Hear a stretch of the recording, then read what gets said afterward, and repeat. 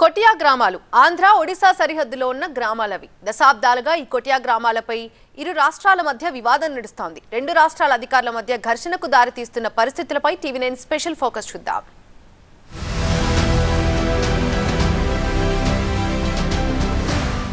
ఆంధ్రప్రదేశ్లోని విజయనగరం జిల్లా, ఒడిశాలోని కోరాపుట్ జిల్లా మధ్య షెడ్యూల్ ప్రాంతంలో ఉన్న 21 గ్రామాలే ఈ కొటియా గ్రామాలు.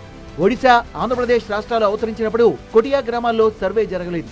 వీటిని ఏ రాష్ట్రంలోనూ కలపలేదు. అప్పట్నుంచి ఈ గ్రామాలు తమ పరిధిలోవే అంటూ రెండు రాష్ట్రాలు వాదిస్తున్నాయి. వైపు అభివృద్ధి పనుల్ని చేస్తూనే మరోవైపు ఏపీ చేస్తున్న పనుల్ని అడ్డుకొని ఘర్షణకు దిగుతోంది ఒడిశా. ఇక్కడి ప్రజలు రెండు రాష్ట్రాల సంక్షేమ పథకాలు, అభివృద్ధిని అందుకుంటున్నారు. ఈ గ్రామాలు తమవంటే తమవంటూ ఏపీ అటు ఒడిశా ప్రభుత్వాలు గళమెత్తుతున్నాయి. మద్రాస్ ప్రెసిడెన్సీగా ఉన్నప్పటి నుంచి నలుగుతోన్న ఈ వివాదంపై సుప్రీంకోర్టు సైతం చేతులెత్తేసింది. వివాదాన్ని పరిష్కరించలేక స్టేటస్ కో విధించింది. కొటియా గ్రామాలపై ఏ ప్రభుత్వానికి పూర్తి స్థాయి హక్కులు లభించలేదు. ఇందుకు రెండు రాష్ట్రాలు కూడా ఈ కొటియా గ్రామాలు తమవే అని ఎందుకు వాదిస్తున్నాయి? పోటీపడి ఇక్కడ అభివృద్ధి పనుల్ని ఎందుకు చేపడుతున్నాయంటే ఈ ప్రశ్నలకు సమాధానం ఈ ప్రాంతంలో ఉన్న అపార ఖనిజ సంపదే అంటున్నారు పరిశీలకులు. కొంతకాలంగా ఈ గ్రామాలపై పట్టు సాధించేందుకు, తమ భూభాగంలో వీటిని కలుపుకునేందుకు ఒడిశా ప్రభుత్వం దూకుడుగా వ్యవహరిస్తోంది. లక్షల కోట్ల విలువ చేసే ఖనిజ సంపదను కాజేయడానికే ఒడిశా కొటియా గ్రామాలపై కన్నేసిందన్న వాదన వినిపిస్తోంది. ఈ ప్రాంతంలో గ్రానైట్, బాక్సైట్, మ్యాంగనీస్, ఇనుము, లైమ్ కంకర, క్వార్ట్జ్, రంగురాళ్లు వంటి ఖనిజ సంపదతో పాటు పర్యాటక ప్రదేశాలు ఉన్నాయి.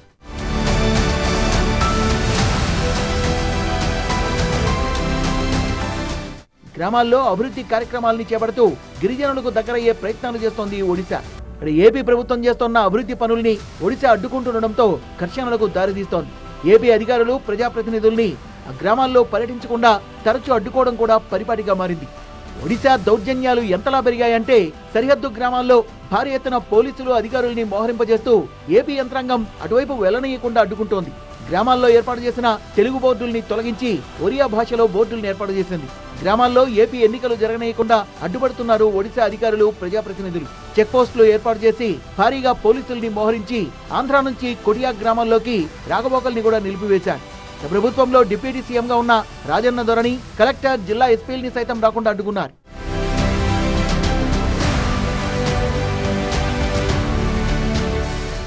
ఏపీ ప్రభుత్వం చేపడుతోన్న సంక్షేమ, అభివృద్ధి పనుల్ని అడ్డుకుంటున్నారు. అక్కడితో ఆగకుండా ఆ గ్రామాల గిరిజనుల్ని భయభ్రాంతులకు గురిచేసి తమ వైపు తిప్పుకునే ప్రయత్నాలు చేస్తున్నారు. ఫలితంగా ఈ ప్రాంతంలో తరచూ ఉద్రిక్త పరిస్థితులు ఏర్పడుతున్నాయి. సమస్యను పరిష్కరించకుండా స్థానికంగా నివసిస్తోన్న తమని ఇబ్బంది పెట్టడం ఏంటని స్థానికులు మండిపడుతున్నారు. ఏపీ అధికారులు రహదారి నిర్మాణాలు చేపడితే వారిని అడ్డుకొని పోలీస్ స్టేషన్ కు తరలించారు ఒడిశా అధికారులు. ఈ వ్యవహారం ఉద్రిక్తతకు దారితీసింది. ఘటనపై గిరిజన సంఘం నాయకులు సైతం మండిపడ్డారు. మొత్తం పోలీసులు తీసుకెళ్లిపోయారు. వర్ష పోలీసులు వచ్చి వ్యాన్ తీసుకొని వచ్చేసి అక్కడ ఉన్న సామాన్ల మొత్తం తీసుకెళ్లిపోయారు.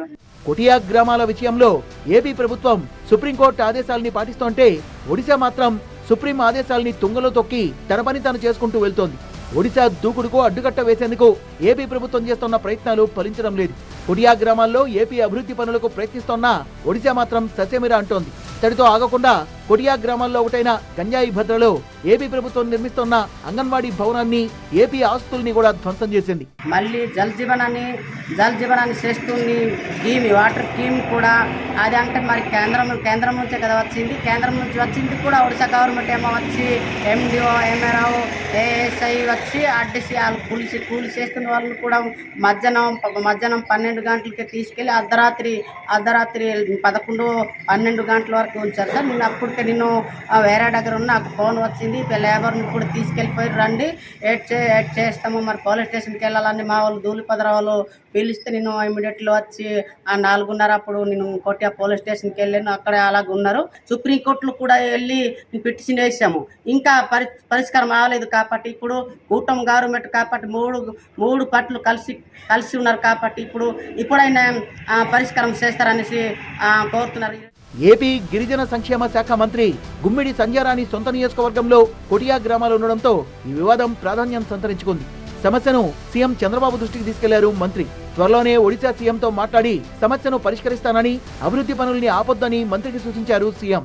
గత 5 సంవత్సరాల్లో జగన్మోహన్ రెడ్డి ముఖ్యమంత్రిగా ఉండేటప్పుడు ఆయన వెళ్ళి అక్కడ ముఖ్యమంత్రి గారితో ఏం మాట్లాడారో తెలియదు కానీ ఈ వాల్యుబుల్ మైండ్స్ గురించో లేదా గిరిజన సంపద గురించో మాట్లాడి అక్కడ ఏం ఒప్పందాలు చేసుకొని వచ్చారో అప్పటి నుంచి అక్కడ అధికారులు, ప్రజాప్రతినిధులు, అలాగే కేంద్ర మంత్రులతో సహా వచ్చి భూభాగాన్ని ఆక్రమించుకోవడానికి ప్రయత్నం చేయడం జరుగుతుంది. దాని మీద అక్కడ ఉన్నటువంటి గిరిజనులందరూ కూడా నేను ఒకటి చెప్తున్నాను, మీరెవ్వరూ ఇబ్బంది పడాల్సిన అవసరం లేదు, భయపడాల్సిన అవసరం లేదు. మనం అందరం ఆంధ్రప్రదేశ్లో ఉన్నాం, మనందరం కూడా కూటమి ప్రభుత్వంలో ఉన్నాం, మనందరం చంద్రబాబు నాయుడు గారి సమర్థవంతమైన చల్లని పాలనలో ఉన్నాం. ఖచ్చితంగా చంద్రబాబు నాయుడు గారు ఈ సమస్యకి పరిష్కారం ఖచ్చితంగా చూపిస్తారు. ఒడిశా అధికారుల దౌర్జన్యాల నుంచి తమను కాపాడాలని కొటియా గ్రామాల ప్రజలు ఏపీ ప్రభుత్వాన్ని కోరుతున్నారు. కేంద్రంలో ఎన్డీఏ, రాష్ట్రంలో కూటమి ప్రభుత్వం అధికారంలో ఉన్నందున సమస్య పరిష్కారం అవుతుందని కొటియా గ్రామాల ప్రజలు ఆశాభావంతో ఉన్నారు.